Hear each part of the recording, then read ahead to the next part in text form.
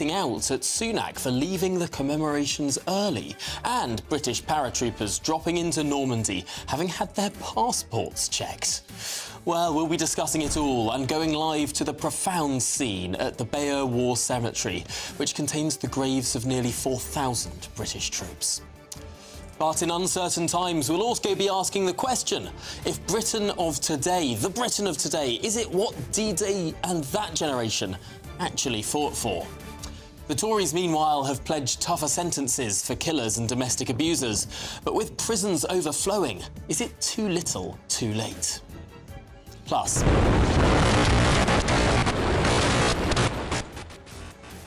Elon Musk's revolutionary mega rocket has successfully returned to Earth for the first time. Is Mars the next step? State of the Nation starts now.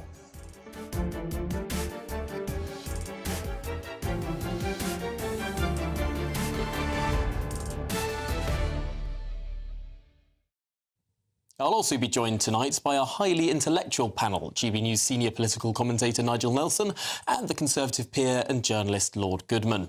That's all coming up after the very latest headlines with Polly Middlehurst.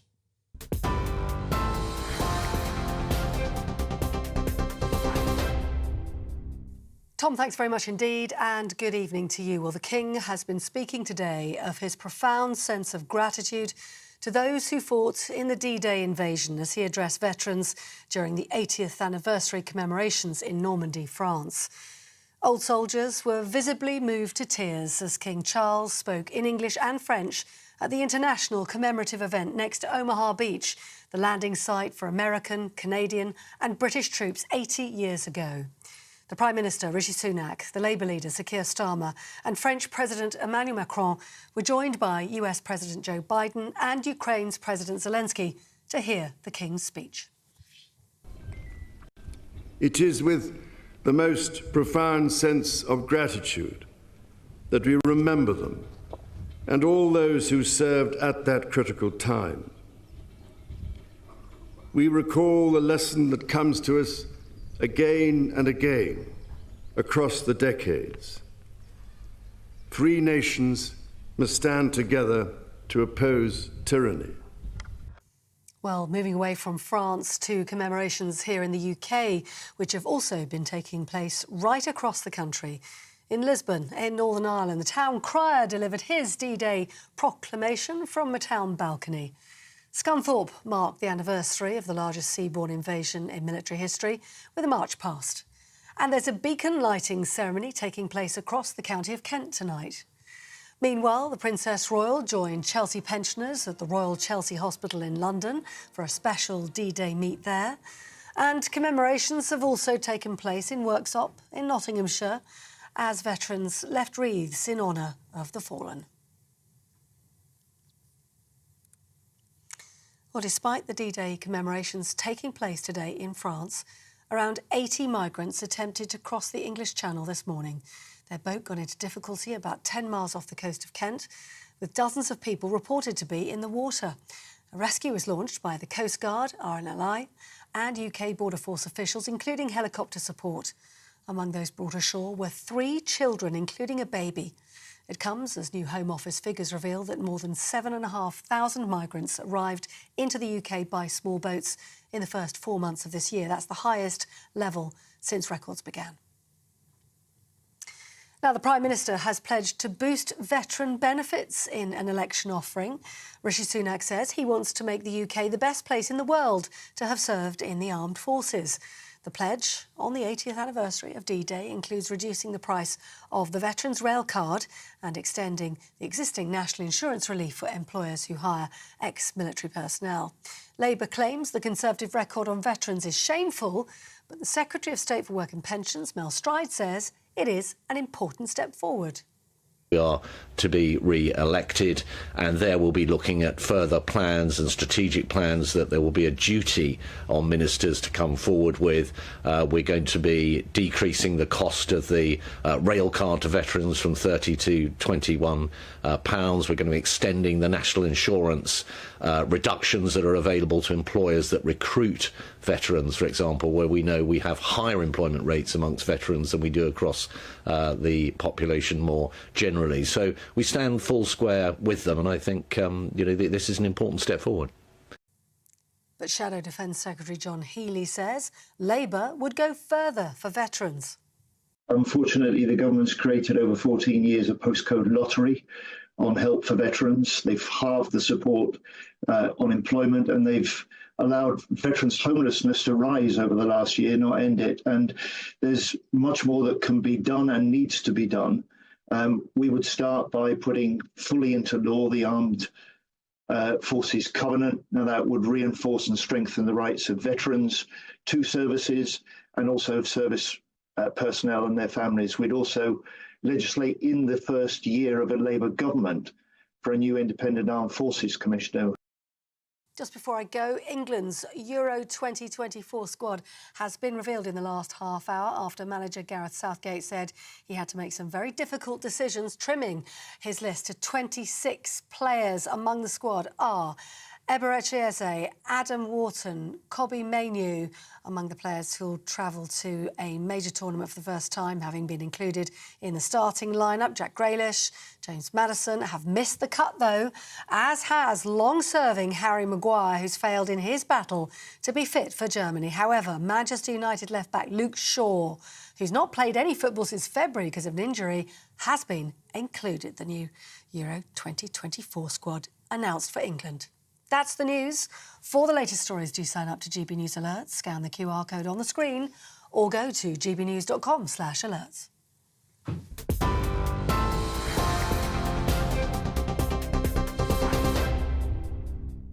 Thank you, Polly. Now welcome back to State of the Nation. Today marks 80 years since D-Day, where Allied forces launched the largest amphibious assault in history on Nazi-occupied France. More than 150,000 troops from Britain, the United States and Canada launched on the beaches in Normandy in northwestern France, marking one of the most significant turning points in the Second World War. This week, surviving veterans have travelled far and wide to be together for perhaps what will be one last time on this, the 80th anniversary of what was officially known as Operation Overlord. Our reporters Sophie Reaper and Will Hollis have been attending the commemorations and the celebrations at Bayeux War Cemetery and in Derby. Now, Will, we're going to come to you first. What's been going on this side of the channel? Yes, well, the national focus has been on Normandy, but there have been hundreds of events like the one that's taken place earlier this evening at Derby Cathedral, up and down England, up and down the United Kingdom, and particularly in places where small towns and villages where lots of people gave up work and volunteered to go and fight the Nazi occupation of Europe. They've been reminding me why it is so important at those smaller services to hold commemorations and remember the people that did give their lives. Right now, a 3-hour bell ringing session has started at Derby Cathedral, and we've been hearing pipers at services across the country and indeed in Normandy. But the thing that is synonymous with remembrance and events like this is, of course, the last post, and that's what we heard in Worksop, Nottinghamshire earlier today.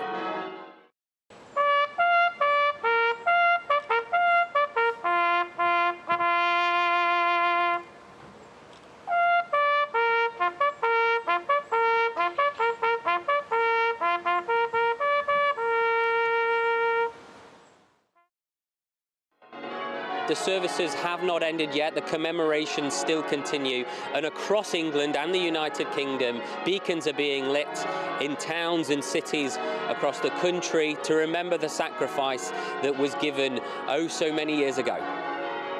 Will Hollis, thank you very much for bringing us that live from Derby and for speaking over the sound of the bells going on for 3 hours this evening. Let's cross now to Bayeux, of course, where Sophie Reaper is. And Sophie, you have been there all week, seeing what has been just the most momentous set of occasions. Absolutely, Tom, and I'd like to start by saying that this has been one of the most incredible weeks of my life, certainly of my career so far.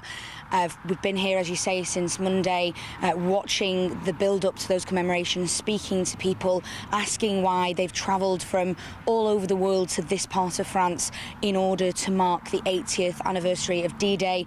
Of course, that is today, the anniversary after it took place on the 6th of June 1944. Today has been, as I'm sure you would imagine, just absolutely amazing. We've spent the day on Gold Beach in Arromanches speaking to people. We saw that Veterans Parade where they were commemorated. They were given a round of applause. We heard the Lord's Prayer. We heard speeches. We heard from the Mayor of Arromanches, who commended the veterans for their bravery and the risk they took on that day 80 years ago. I was here yesterday at Bayeux War Cemetery, where there was the event led by Princess Anne, and I got the opportunity to speak to one of the veterans from my home patch in the northwest, Bernard Morgan, a really, really incredible gentleman who said to me a line I'll never forget. He said he always looks out for me on the TV because I'm his girl with the long hair, and that to me has been one of the highlights of the week. Also today we've seen, of course, royals visiting as well as dignitaries across these parts of Normandy. Prince William was in Parade Square in Arromanches, where he greeted some of the veterans, thanking them and showing his respect.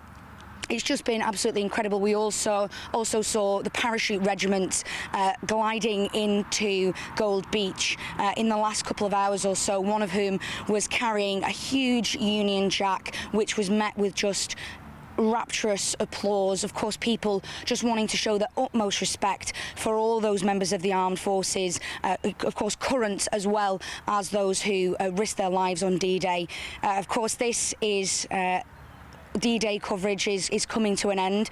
It's been an absolute privilege to be here in Normandy, and we felt what better place to end our coverage than here in Bayeux War Cemetery, where there are over 4,000 graves of those who gave their lives. Of course, there's been celebrations and commemorations this week, but ultimately it is all about remembering and recognising the sacrifice that they made. So we here at GB News, we want to thank you for coming along with us on our D-Day coverage, and we want to just take a moment now to pay our respects to our veterans and to those who gave their lives on the 6th of June 1944, D-Day 80 years ago. What a moving moment, and as the sun literally sets there in Bayeux.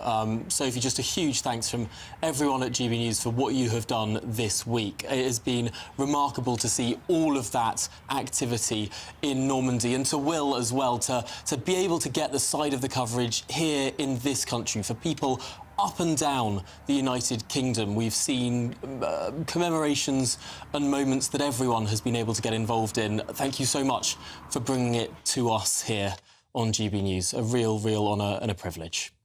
Well, let's go now to my panel. GB News senior political commentator Nigel Nelson and journalist and Conservative peer Lord Goodman. Nigel, I'm going to start with you. I've been learning recently that actually, originally there hadn't been a big 80th commemoration planned. It was thought that the 75th would be sort of the last big event until the 100th. And then only in very recent years did people realise that actually there are fewer and fewer of those people like Bernard Morgan, who Sophie had been speaking to, who are going to be around to see the 100th. None of them will be, in all likelihood. Today has been that last big moment. Yeah, it is. I mean, I think we went through this with the First World War, if you remember, that finally that we got to once we got to the 80th commemoration of that, after that you couldn't actually go any further. So, yes, I think you're absolutely right, that the vets won't be around very much longer. It is wonderful to see how they've been honoured this week when they've gone over to Normandy. The fact they've gone over to Normandy, I think, is quite extraordinary. So, yes, I think we've reached the last one, and everyone has done the vets proud, even France, apart from the parachutists who had to show their passport because they landed. But there you go. Lord Goodman, there has been some question mark over why the Prime Minister left early today. Of course, he's attended the morning commemorations, but that afternoon evening event where Macron was hosting world leaders, Joe Biden was there, Prince William was there, Grant Shapps and David Cameron were there, but not Rishi Sunak. Yes, I don't know very much about it, really, other than that Nigel Farage has drawn attention to it. I have to say I've been thinking today a lot about not D-Day, as my family weren't involved in D-Day, but they were involved in the war. And I had an uncle whose life was saved at Anzio by being a smoker, because the bullet hit his cigarette case. My goodness. And for some of us, you know, he's dead now, these are our links with the past that are going. And as Nigel said, by the time we get to the 85th and 90th, many of those links would have been broken, and some younger people won't have those connections immediately. What a profound... That's the sort of story you read about in novels. And it's incredible. He lost the use of his leg and partly of his arm. He did perfectly well after the war, but he always said it was the cigarette case. Remarkable. And I suppose we all have stories from family members of that time. I'll always remember my grandfather telling me he learnt every swear word in the book, because when he was at school there was a British airman, or maybe it was an American airman, who had flown back in a plane that had been hit and had ejected and landed and got stuck in a tree. His parachute had got him dangling stuck in a tree in the school grounds, where he was swinging and shouting, and so all of the children learnt just about every rude word under the sun. That's the story that always sticks with me, but I'm sure everyone has these. Yes, I mean, in fact, the story that Paul just mentioned, I have a great uncle, or had a great uncle. He had exactly the same experience at the Battle of Ypres. In the First World War, he had a cigarette case in his pocket. A sniper took a shot, hit the cigarette case, the tobacco patch underneath, but saved his life. Wow. I've still got the cigarette case to this day. No, you don't? Yeah, he bequeathed it to me. We must have a word with Rishi Sunak about that proposed tobacco ban. Yes, yes, my goodness. This is putting our young people at risk. But speaking of young people, it is remarkable. There was a 96-year-old who one of our reporters spoke to earlier today. And if you can do the maths, that would make him just 16 at the time of the landing. He'd lied on his ration book in order to be able to sign up 2 years early and serve. Hearing these first-hand stories has been such a privilege. Yes, indeed so. And it's made all the more moving by the fact that we know this is vanishing out of sight. Yes. And there won't be many more of these at which the veterans are present. No, it's been an absolutely incredible week, really, of commemoration. But I suppose it also shows a moment of, perhaps, of national unity, seeing Rishi Sunak and Keir Starmer, especially yesterday, standing next to one another down in Portsmouth. You could almost easily forget that there was a general election on. Yeah, and I think that was really good. I mean, we should have forgotten a general election on. We were actually celebrating something which actually gave us our freedom. I mean, think what would have happened had we not triumphed. I mean, it would have been even worse. So I think the politicians should just suspend campaigning while they're doing that.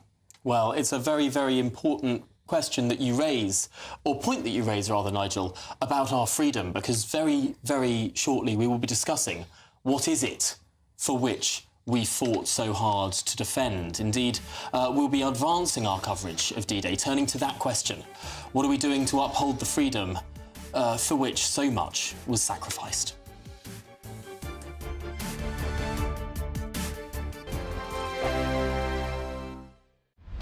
Britain's newsroom, weekday mornings from 9:30. How can we have Britain's Got Talent? A British girl did win. Yes. This weekend. Christmas, her name is. Yes, Sydney Christmas. Sydney Christmas. She's a singer. I'm guessing she's going to have a Christmas single out. She's a cruise ship singer, and she works in a gym. First woman to win in 9 years. Yeah. I mean, I don't watch it anymore. But some people clearly do. But apparently 5 of the last in the final were not British born or even live here. Outrageous. I know. Say And so descriptions. why call it Britain's Got Talent? I know. It's bizarre, isn't it? It sums up as well this difference between the British public and most people on the telly. Yeah. Because the judges do not notice this lack of British involvement in it, or at least if they do notice it, they're not saying anything about it. But the viewers notice the imbalance, and just 4 of the foreign acts made it through to the final in the end. There was a patriotic protest in London on Saturdays, it was described. There was hundreds of thousands of people there. There were Students Against Tyranny were there. There was Tommy Robinson was there, much maligned, divisive figure. But these people would say, we are feeling the need to walk on the streets of this country because we no longer feel we can assert our British identity. Well, I mean, I think there's a difference between patriotism and xenophobia. And I think patriotism is great, and people like to feel a sense of identity, they feel a sense of belonging, you know, they understand what their flag is for, and they kind of, British values, which we all adhere to. And then there's xenophobia, which is sort of, we hate anyone who's not British. So I think I think that march that we saw at the weekend was actually quite patriotic. I don't think it was xenophobic at all. I think it was a nice sort of... They all seemed very kind of peaceful. And there wasn't any horrible rhetoric or anything like that. Certainly much less horrible rhetoric than we're used to seeing from the pro-Palestinian marches. The People's Channel. In the GB Newsroom, we bring you the news as it happens. With our team of dedicated journalists across the UK, GB News brings you accurate reporting of the day's topical agenda. When the news breaks, wherever and whenever it's happening, we'll be there. This is GB News. The People's Channel, Britain's news channel. I'm Christopher Hope. From pop stars to politicians, I'll interview anybody in a pub who's got a political opinion. Join me every Friday on Spotify, Apple Podcasts, YouTube or gbnews.com, or wherever you get your podcasts. GB News, Britain's election channel.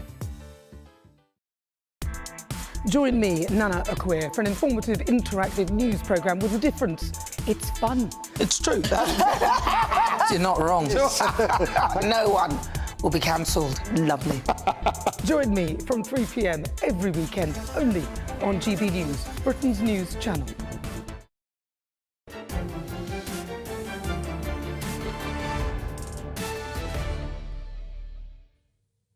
Good evening, it's 22 minutes past 8.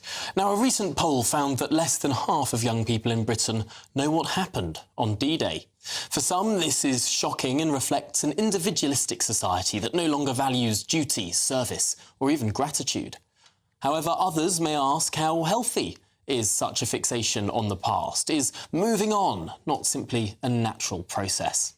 Trafalgar Day, for instance, the 21st of October, is now almost exclusively commemorated within the Royal Navy, but it used to be a mass public event. And we have to ask, is today's Britain the Britain that the D-Day generation thought they were fighting for? Let's have a look at what one American veteran said yesterday. Perhaps it resonates for some in Britain as well.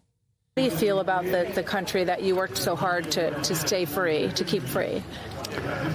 The real truth? Yeah. I feel like a foreigner in my own country lots of times, and I don't like it. It makes my heart real heavy.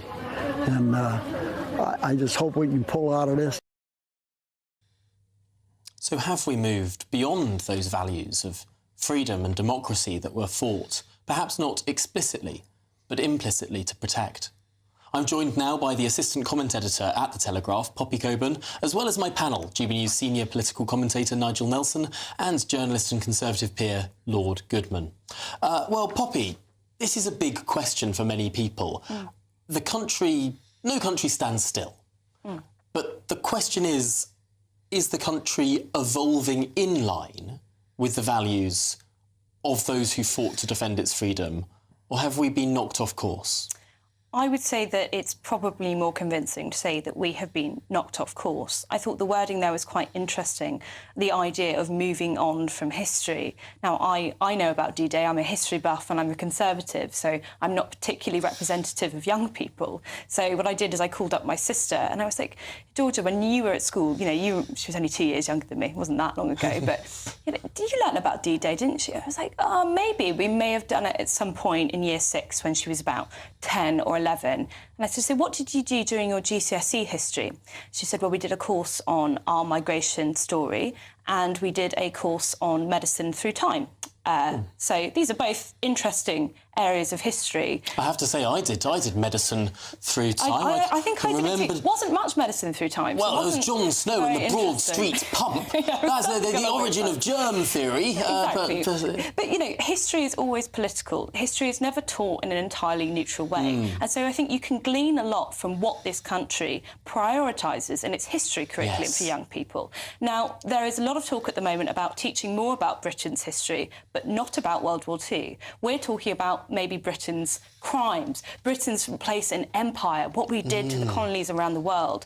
And when we do talk about Britain's place in the modern world, it is of an upholder of human rights. And we've retroactively gone back to World War II, which was ultimately, you know, these were all nationalistic wars. People were fighting for the existential health of their own country. They were not necessarily fighting and dying to uphold a concept of human rights. That's not really what happened. It's the story that we often hear now, but that's because, again, history is reflecting the politics that we have today. So am I surprised that half of young people know about D-Day? I'm surprised it's so high, to be honest with you. I just don't think that's the priority of people anymore, to talk about that old world. There's really been a distinction where we've broken off from that, I believe. It's extraordinary, isn't it? I would be very happy to bet just about all the money I have that more Brits could name Martin Luther King than William Wilberforce. Oh, absolutely. I think all people at school learn about the American civil rights struggle, but not about the anti-slavery campaign that was fought in this country, perhaps because it was advanced by Christians and by white people. Yes. Well, there is a post-war order that I think, you know, a lot of Europeans and Americans have, you know, repositioned that idea of the world. Now, this is knocked by things like post-colonial movements, what we now might call something like woke, which has a conception of the idea of the West as a baddie. And we can only seem to see the world in good and in black and white, and good and bad. And even now, I think sometimes from the right, people will talk about World War II and they'll hold it up as, well, look, here we were being good. We were doing something for good. And of course we were fighting a good war. Perhaps the most obvious example of a just war. But is that not still such a narrow way to think of one's country? You know, you are limiting yourself to only be able to look at what we've done, whether or not it was a good thing or whether or not it was a bad thing. I'm sorry, but our history is so much more fascinating, complex and rich than that. And to boil ourselves down to whether or not we were the heroes or villains of history really sells the country short. Really interesting stuff. Let's throw this to the panel. Nigel, what do you make of it all? Well, I mean, when it comes down to young people, they see the whole thing as history. I mean, my generation grew up against the backdrop of what happened. You know, my parents both served during the Second World War. My father in the Navy, my mother was a spy. So they'd actually had that. I grew up with that kind of background. For children, this is a long time ago. So the answer is, I think Pop is right there. The answer, therefore, is that we should be teaching it much more in schools. And when it comes down to did they fight for the Britain that it turned out to be? Well, yes, they did. We're a democracy. We would have been a dictatorship if they'd failed. I suppose that is a pretty clear-cut answer. Lord Goodman, do you agree? I think when people join the army, as my uncle did, presumably at some point in the 30s, I don't think they joined to fight for the future. I think they joined because maybe someone in their family served in the army, which is the case for my uncle, or their friends have joined up, or they want, in some quite values-free way, really, to serve this simple thing of their country. So I'm not sure they're looking forward 60 or 80 years to see what happened any more than people in 1940 were looking back to 1860 and thinking about, say, the Crimean War. What may be hedging around this discussion, of course, is the change that's happened to the country since 1940 in terms of mass immigration, multiculturalism, cultural change. But even then, there are stories you can tell which aren't stories about how bad we've always been. So something like 87,000 troops from the old Imperial India died in the war. You know, they died fighting for the country. Hundreds and thousands of them served, and maybe served for King and Empire. Served for King and Empire, and maybe for all sorts of different reasons, mark you. But maybe we could make more of that rather than beating ourselves up all the time. Nigel, do you think that's a fair point? Yeah, it is a fair point. I mean, obviously, when we did have colonies, that those people from the colonies fought on our behalf. And especially when you mention India, they were being threatened at the time by the Japanese, so any troops who came over here were being taken away from their front. But what we need to do is see the whole thing in the round. And yet a consequence of this war, perhaps an unintended consequence, was the dismemberment, the dismantlement of the British Empire. Yeah, we ran out of money. I mean, the whole thing is we fought the war, and by the end of that, we didn't have much clout left. So it was understandable that the British Empire would then... We signed up to the Atlantic Declaration. Poppy, a last word to you. I mean, I suppose the question that we should really be asking now is how many people would fight in similar circumstances. I saw a poll came out earlier, and I think the wording was a little bit leading, but it was essentially on the lines of, would you want to fight for your country? And I think the numbers were about 15%. Now, I think it might be different if it is an existential battle, and if you're not fighting, you are becoming a dictatorship. But that is probably a question we need to ask ourselves. How many people now would fight and die for our country? Or is that a luxury? It tends to be the closer you are to existential risk, the higher the percentage. If you look at Lithuania and Latvia, it's rather a lot higher than France or the United Kingdom. But to Poppy and indeed to my panel, thank you so much for talking through all of that. Now, after the break, I'll be turning our attention to the election, the live political issues. The Tories have promised tougher sentences for killers, but with prisons full to the brim, is it too little too late? Meanwhile, the Labour Party's taken fire over the number of pensioners paying income tax. Could it reach 8.5 million?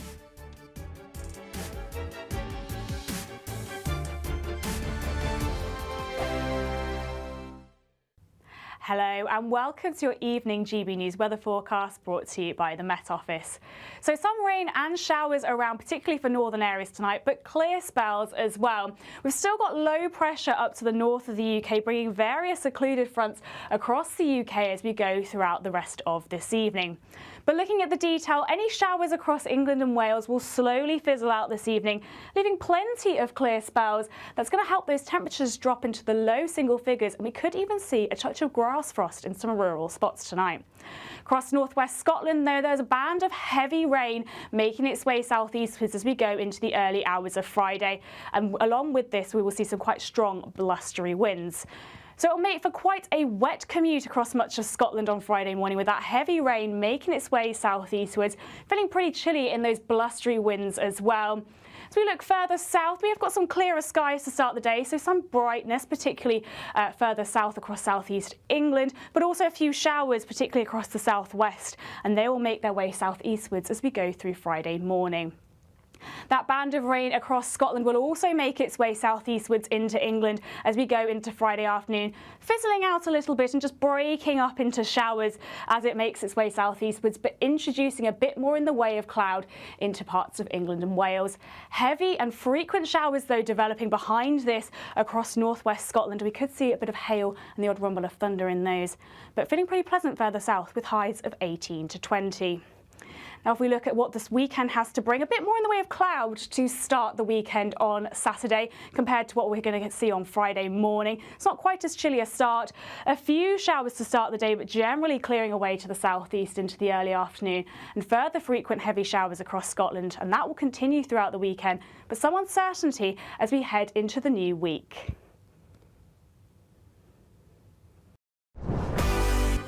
This is GB News and we are Britain's election channel. This vote may seem to be about the politicians and the media, but actually it's about you. And we won't forget that. Join us up and down the country as we follow every moment together. More than ever, it's important to hear all sides as you make your decision ahead of polling day. We're here for you. This is GB News, the People's Channel, Britain's election channel.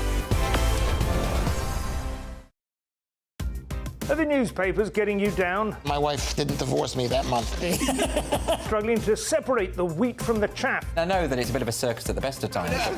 Well, don't worry. Headliners has got you covered. We'll take the burden of reading the day's news, and if we get depressed, who cares? It's an occupational hazard, frankly. That's Headliners on GB News from 11 p.m. till midnight, and the following morning, 5 till 6 a.m. on GB News, the comedy channel. Nah, just kidding. Britain's news channel.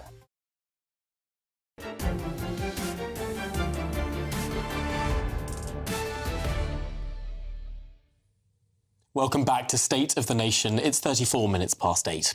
Now, the Conservatives have a historical precedent of being the party of law and order. And it seems the party's latest election policy pledge seems to capitalise on that reputation, or at least attempts to.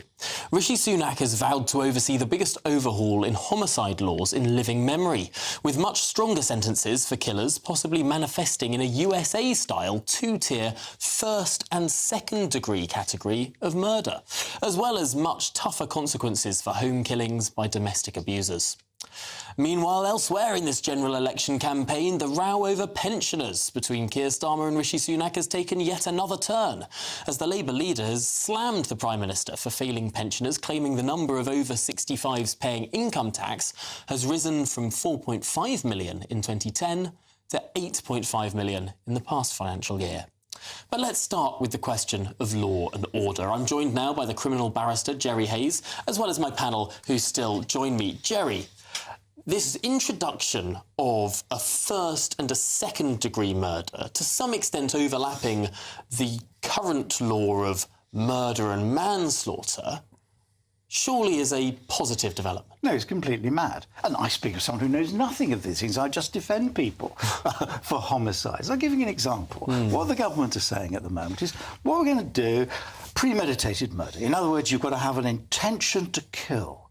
Very difficult to prove. At the moment, for, if you like, first-degree murder, you have to have not just an intention to kill, but someone who wants to cause or has an intention to cause serious, really serious harm. So in other words, it's going to be more difficult to get someone for first-degree murder.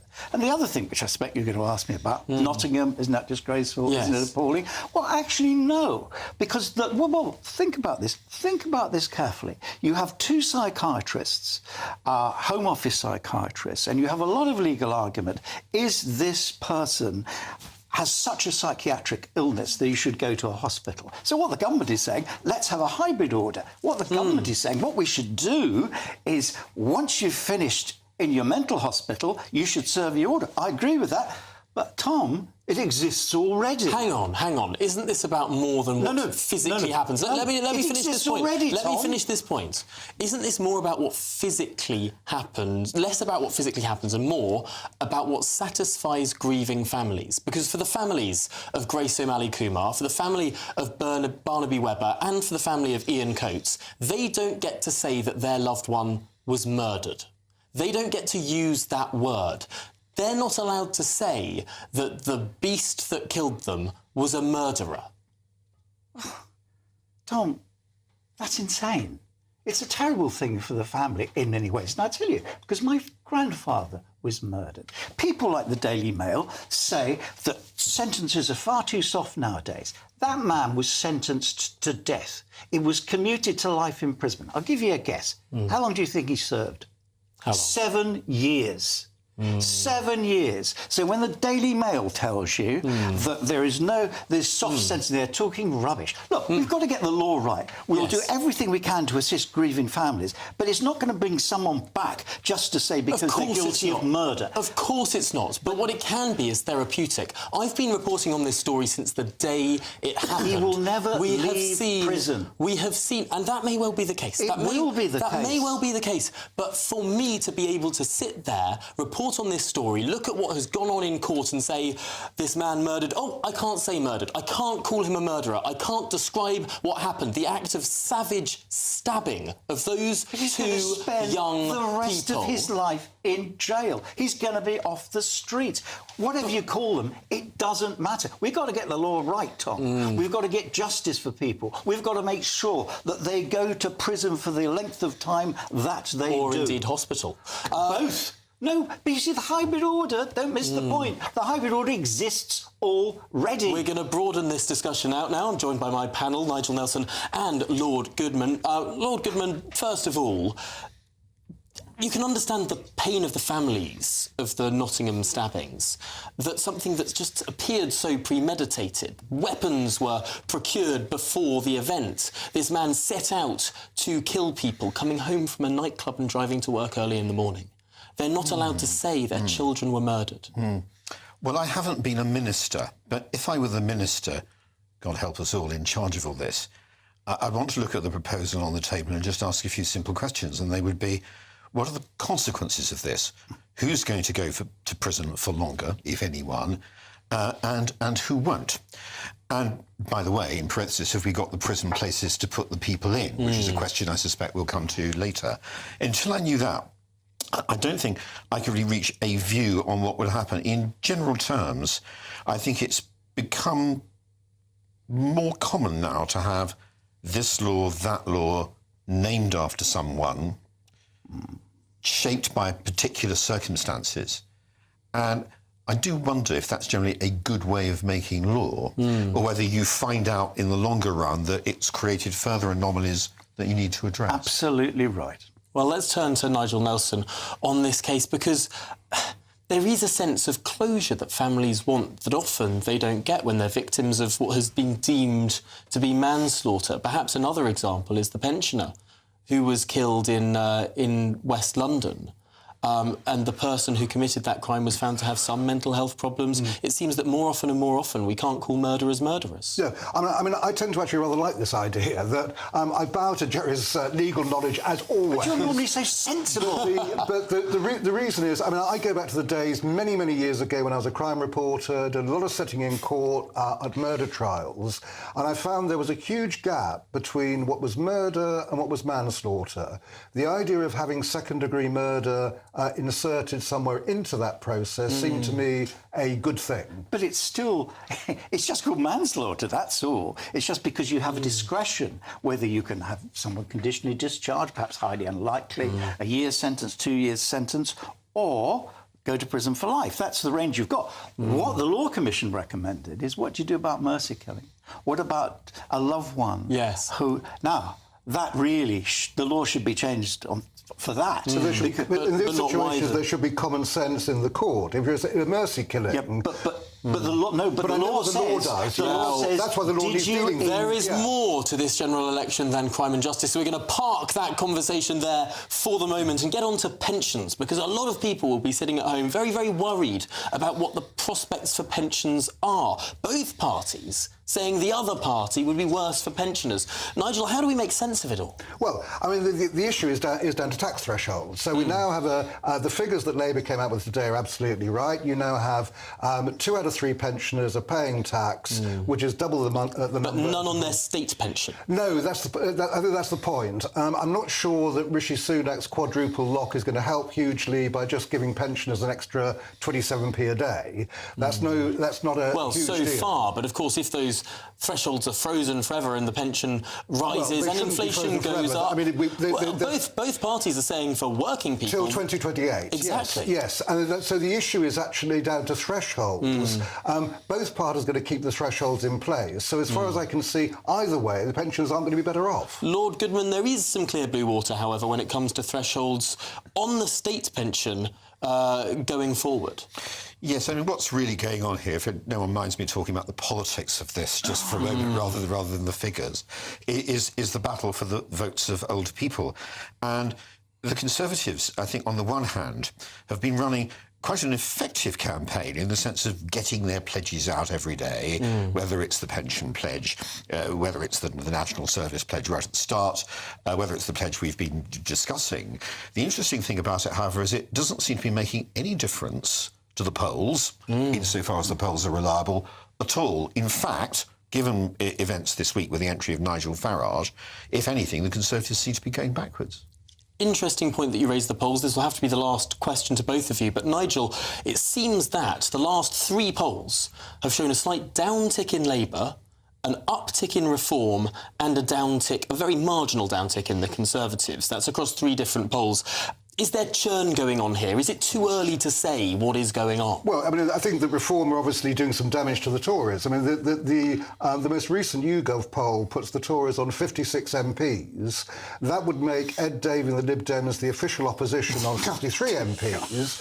And the way that Reform are going up in the polls would give them about 3 MPs. What it means is that Rishi Sunak is right. Reform is taking votes from the Tories and will guarantee a much bigger Labour majority. Lord Goodman, just a final sentence from you. The whole of Westminster is focused on this word crossover. Could the Reform vote cross over the Conservative vote and become the second largest party? It's very unlikely to cross over in terms of seats. I mean, that may be the important point. I mean, there's a lot of talk about Canada, where in 1993 the Conservatives were reduced to 2 seats. What very few people go on to say is that then from years on, Reform and the Conservatives, the right, were split. Yes. And you had year after year after year of left-wing...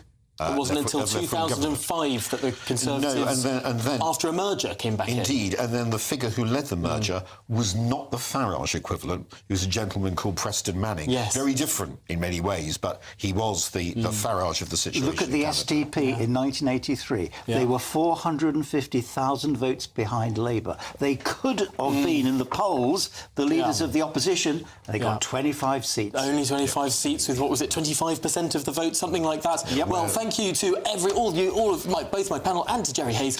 Next, we're going to be talking about space. Yes, the largest, most powerful rocket known to man has had its first successful test. We'll have the details. GB News Breakfast. Every day from 6 a.m. The Princess of Wales has said she's excited by a new report on prioritising early childhood, a cause, as we know, that she's closely associated with. Yes, the task force findings claim that the UK could reap £45.5 billion in economic benefits if firms prioritise early childhood. Well, let's talk about this now with our royal correspondent, Cameron Walker. Good morning, Cameron. Good morning. I suppose it's characteristically Catherine, isn't it, to say she doesn't want to distract from this report by sort of people talking about her health. But we should start probably by saying she said she's not feeling well enough to come and talk about this in public, but sort of saying she's watching it, keeping a close eye from behind closed doors. Yeah, absolutely. This should not be seen as a return to work by the Princess of Wales, but I have been told she's A, read the report and B, been briefed on it. But this all stems really from her work when she started being a working member of the royal family, where she was working closely with people suffering from addiction, mental health problems. And what she found is all of these issues tend to stem from a poor start in life, so the first 5 years of a child's life. So in January 2023, she set up Shaping Us, this awareness campaign for the early years. 2 months later, she convened the Business Task Force, so 8 members of big businesses across the UK, and over a generation, that could add, as they claim, more than £40 billion to the UK economy each year. We spoke to Peter Grigg yesterday. He's the chair of Home Starts UK, a charity which supports young families. Let's hear what he said about the Princess's role in this. She's been a real driving force behind the report and everything it's done. And when we've spent time with the Royal Foundation, what it does, it reminds everyone that this is really important work and early childhood matters, that more businesses should get involved, that more charities are out there for people who want to do more to support families and children. So it's been a wonderful experience. The People's Channel. I'm Patrick Christie's. Every weeknight from 9, I bring you 2 hours of unmissable, explosive debate and headline-grabbing interviews. What impact has that had? We got death threats and the bomb threats on. As time passes, She could have said Storm. you made my argument for me. My guest and I tackle the issues that really matter, with a sharp take on every story. Went everywhere. Something practical could be done. Or I can become something different. Patrick Christie's tonight from 9 p.m. only on GB News, Britain's news channel.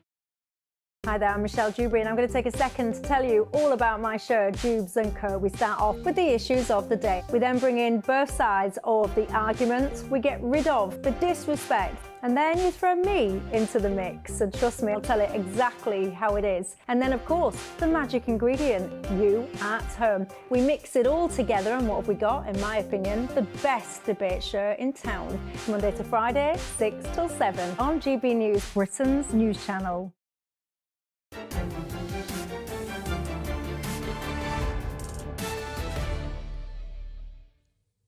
Welcome back to State of the Nation at 12 minutes to 9. Now, Boca Chica was a small, nondescript town on the southernmost tip of Texas until just 10 years ago when Elon Musk's SpaceX selected the area as the control centre for a brand new project. The company eventually bought up the town and used this site to develop what would become the world's most powerful rocket.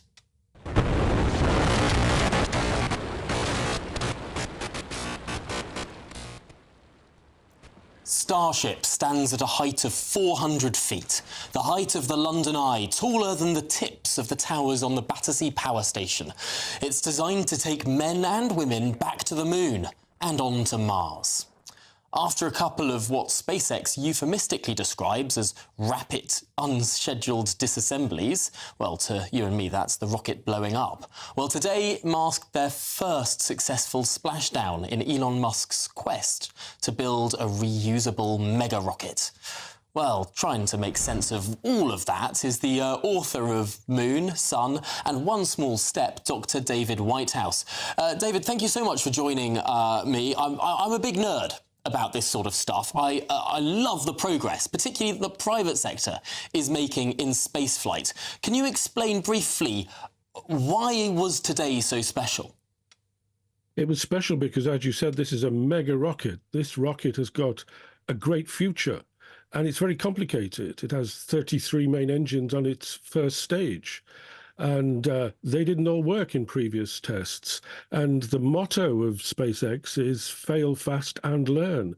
And it's an efficient strategy because they've put all their previous tests, all the problems, all the learning they've done from that, and they've scored a spectacular success today, moving this whole project forward of this huge rocket, which even in its basic form could put 100 tons into orbit around the Earth, perhaps more in the future. And it's going to be central to putting people back on the moon. And as Elon Musk optimistically wants to do, send people to Mars in the future. The moon is more realistic. It seems like there has been such rapid development here. Is this because of this sort of iterative design process where Elon Musk likes to make something very quickly, test it to see if it works, doesn't mind if it blows up, in fact, creates video compilations of his rockets blowing up because he knows every single one that does so, he learns more and learns for the next one?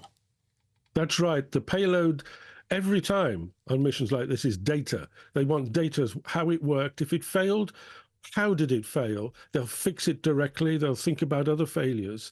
And it marks a somewhat different from the way the Saturn rockets were built in the 1960s to take Apollo astronauts to the moon. They had no choice with the technology they had but to test everything all at one time. And they were very lucky and very successful in doing that. Elon Musk is such a great leap over what else other people are doing. He has to force the technology, force the pace. And he does have to force the pace increasingly. There are several more tests of this year because this is central to getting people back on the moon. And they've got a lot to do, a lot of new techniques, technologies, procedures they have to test over the next few years. Because this isn't just Elon Musk's plaything. This is the technology that now has a contract with NASA. NASA is asking SpaceX to be that delivery mechanism to take the next man to the moon.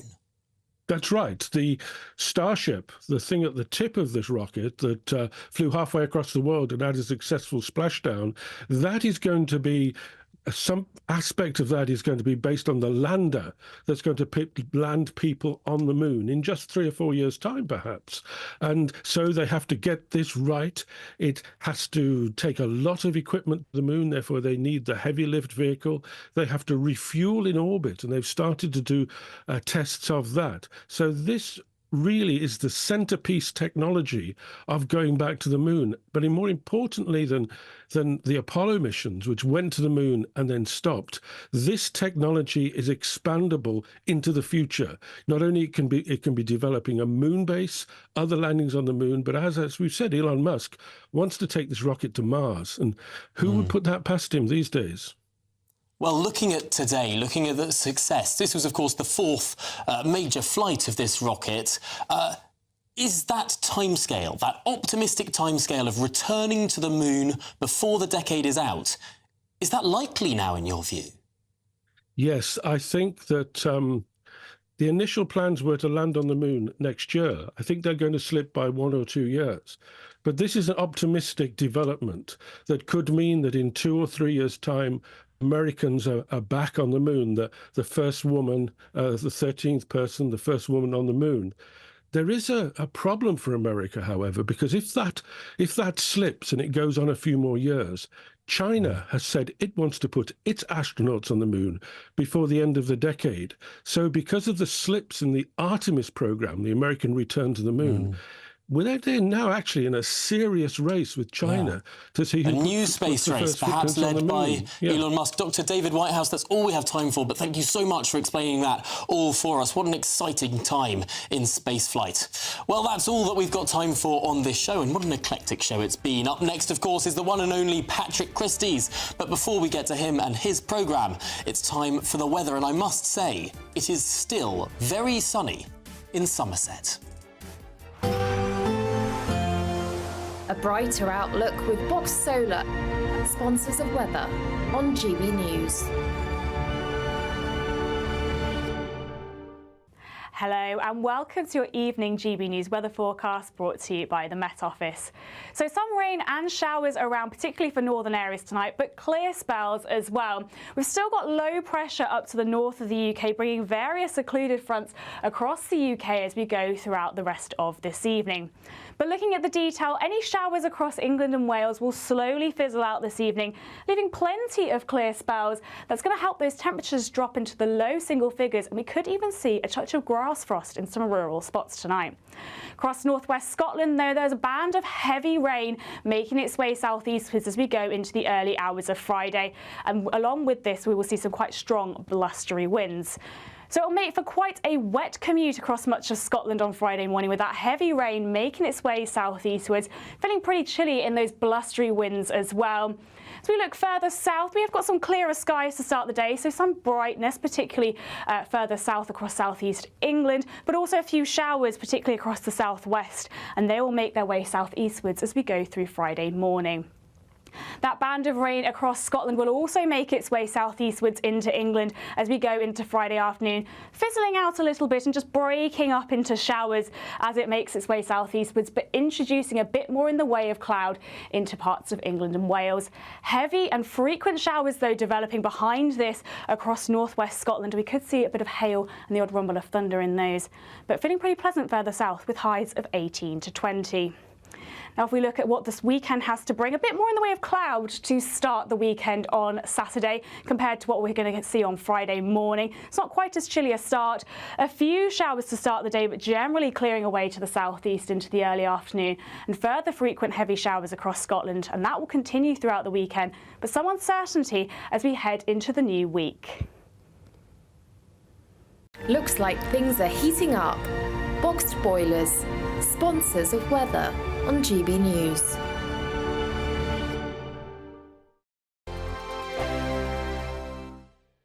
It's the Great British Summer Giveaway, and have we got a prize for you? There's a totally tax-free £15,000 in cash to make your summer spectacular. Spend that extra cash however you like. You'll also win a brand new iPhone, Apple AirPods, and if that wasn't enough, a £500 voucher to spend at your favourite UK attraction, so you can enjoy amazing days out this year. For a chance to win the iPhone, treats, and £15,000 cash, text prize to 63232. Text costs £2 plus one standard network rate message, or post your name and number to GB06 PO Box 8690 Derby DE1 9TT. UK only. Entrance must be 18 or over. Lines close at 5 p.m. on the 28th of June. Full terms and privacy notice at gbnews.com/win. Please check the closing time if listening or watching on demand. Good luck. Hi there, I'm Michelle Dewberry, and I'm going to take a second to tell you all about my show, Jubes & Co. We start off with the issues of the day. We then bring in both sides of the argument. We get rid of the disrespect, and then you throw me into the mix. And trust me, I'll tell it exactly how it is. And then, of course, the magic ingredient, you at home. We mix it all together, and what have we got? In my opinion, the best debate show in town. Monday to Friday, 6 till 7 on GB News, Britain's news channel.